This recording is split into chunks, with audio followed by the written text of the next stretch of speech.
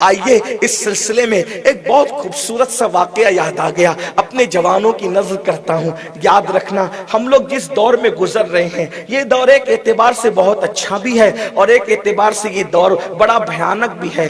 گناہ دروازے پر، کل تک ہمارے مفکرین کہتے تھے گناہ دروازے پہ دستک دے رہے، آج ہم اگر یہ کہیں تو ممکن نہیں ہوگا۔ کیوں؟ گناہ دروازے پہ اب دستک نہیں دے رہے، گناہ تو گھر میں گھس چکے ہیں، گناہ تو کچن روم میں گھس چکے ہیں، گناہ تو بیڈ روم میں گھس چکے ہیں۔ کیا کہیں کیا کہیں، یہ دستور زباں بندی ہے، کیسا تیری محفل میں یہاں تو بات کرنے کو ترستی ہے زباں میری۔ 16 سال کے لڑکے اور لڑکیاں آج کل اپنا سب کچھ گنوا آتے ہیں، اس کے بعد شادیوں کا سوچا جاتا ہے۔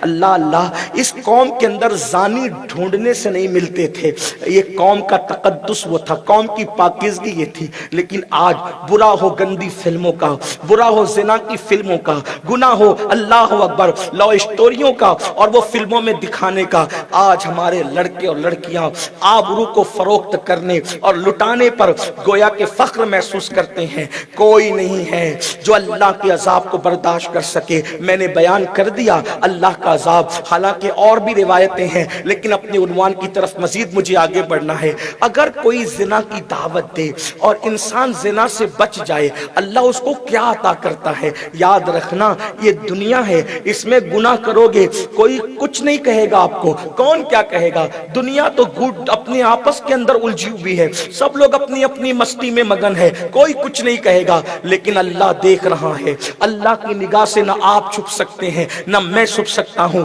سفید کپڑے پہن کر، قیمتی کپڑے پہن کر، چہرے کو کاسمیٹک آئٹم سے چمکا کر ہم کبھی اللہ کی نظر میں معزز نہیں ہو سکتے۔ یاد رکھنا مخلوق کی نظر میں 100 کارڈ متقی بن کر کوئی عزت نہیں پا سکتا۔ اللہ سب کو دیکھ رہا ہے، تمہیں بھی دیکھ رہا ہے، وہ صرف دیکھ ہی نہیں رہا ہے، علیم بذات الصدور ہے، وہ تو دل کے جذبات کو بھی جانتا ہے، وہ تو دل کے خیالات کو بھی جانتا ہے، ذہن و دماغ کے وسوسات کو بھی جانتا ہے۔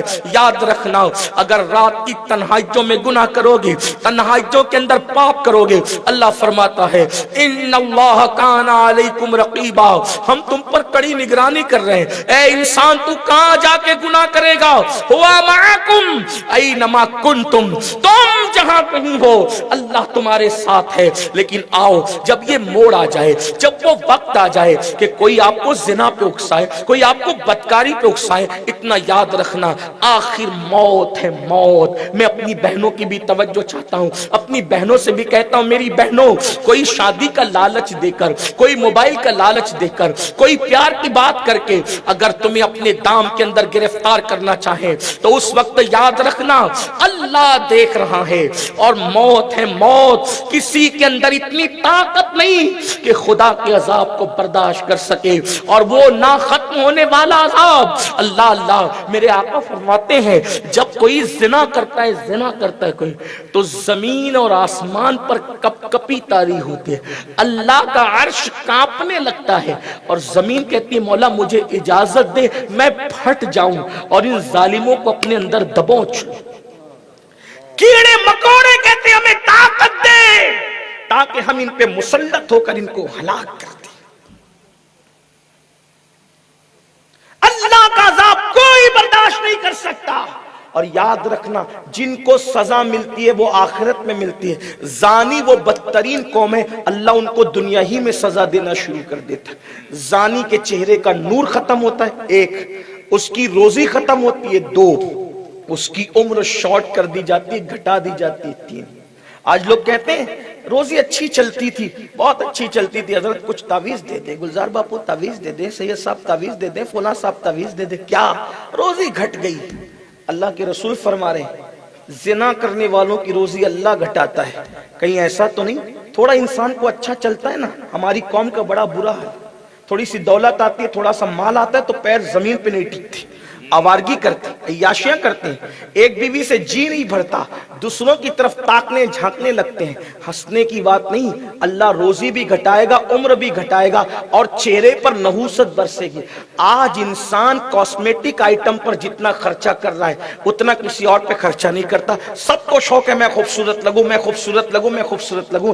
कॉस्मेटिक आइटम खूबसूरत नहीं बनाते, अल्लाह की खशियत खूबसूरत बनाती है, खुदा का खौफ खूबसूरत बनाता है, इश्क मुस्तफा खूबसूरत बनाता है। मुसलमानों, कल तक मुसलमान जवानों का हाल ये था, उनको देखकर ऐसे लगता था जैसे झील में अभी किसी लाला ने अपने पत्तों से अपने आप को जाहिर किया है। इतने खूबसूरत लगते थे मुसलमान जवान, और आज उनकी सुनी सुनी आंखें, उड़े उड़े से चेहरे, पेशानी पर मायूसियों की सिलवटें। क्यों? कहीं जिना की वजह से तो नहीं है। जो जिना नहीं करते वो जिना देखते तो है। और याद रखना, लज्जत के लिए जो जिना का मंजर देखे वो जिना करने वाले के बराबर है। जिना करने वाले में और उसमें कोई फर्क नहीं है। अल्लाह करे मेरी कौम के जवान इससे तौबा कर ले, फिर देखो अल्लाह तुम्हें कैसा शबाब देगा, कैसी जवानी देगा, कैसी ताकत और कुव्वत देगा। याद रखना, ये गुनाह बीमारियों पे डाल देते हैं। और एक बात ये भी लिख लेना, बुरा लगे तो माफ करना, मैं तावीज़ात का मुखालिफ नहीं हूं, लेकिन एक जुमला कहता हूं अपने ज़ौक़ के मुताबिक, बुरा लगे तो माफ करना। ज़िना की वजह से जिसकी रोजी अल्लाह ने उठा ली हो, मुल्ला का तावीज़ उसको क्या फायदा दे सकता है? आप मुझे बताएं तो सही, कोई कितना भी बड़ा हो, अल्लाह की ताकत के सामने बेबस है इंसान। खुदा जिसको न दे, किसी इंसान में ताकत नहीं कि उसको दिला सके। अल्लाह अकबर। आप कहां है? आप क्या समझते हो? नहीं, कुछ नहीं हो सकता। अल्लाह अल्लाह अल्लाह ने तरक्की दी, दुबई तक कारोबार चलता था, अफ्रीका तक चलता था, सऊदी तक चलता था, जमीन पे पैर नहीं टिके, जिना करने लगा, खुदा ने उल्टी गिनती शुरू कर दी।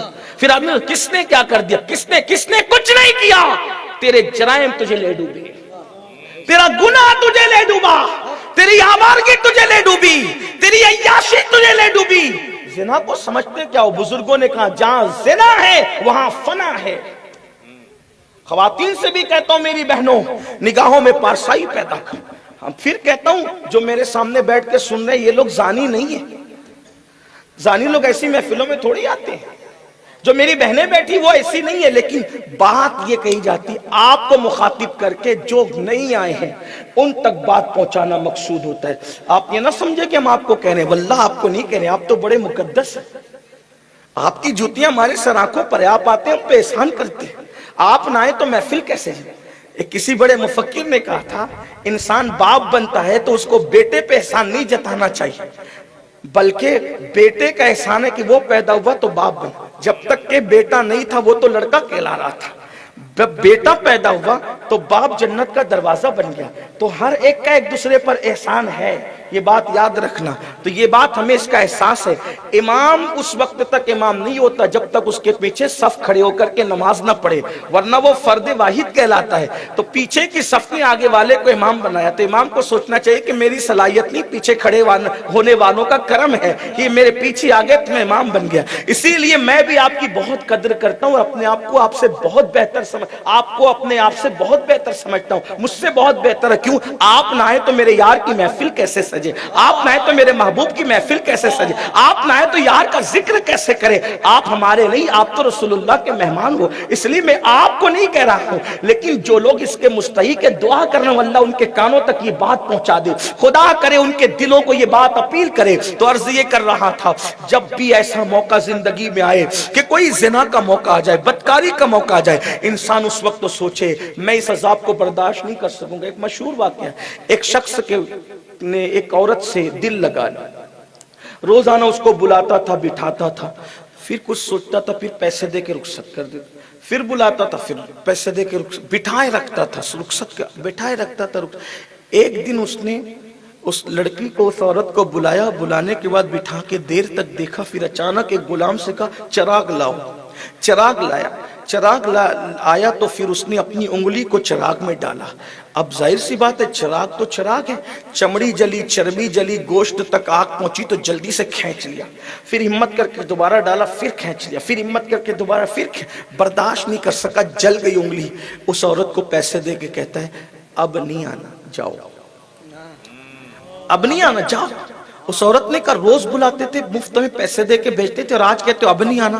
کہا تجھ سے دل لگ گیا تھا، تیرے حسن نے میرا دل اڑا لیا تھا، اور چاہتا تھا کہ تیرے ساتھ بدی کروں، بدکاری کروں، لیکن روزانہ نفس پہ کنٹرول کرتا تھا۔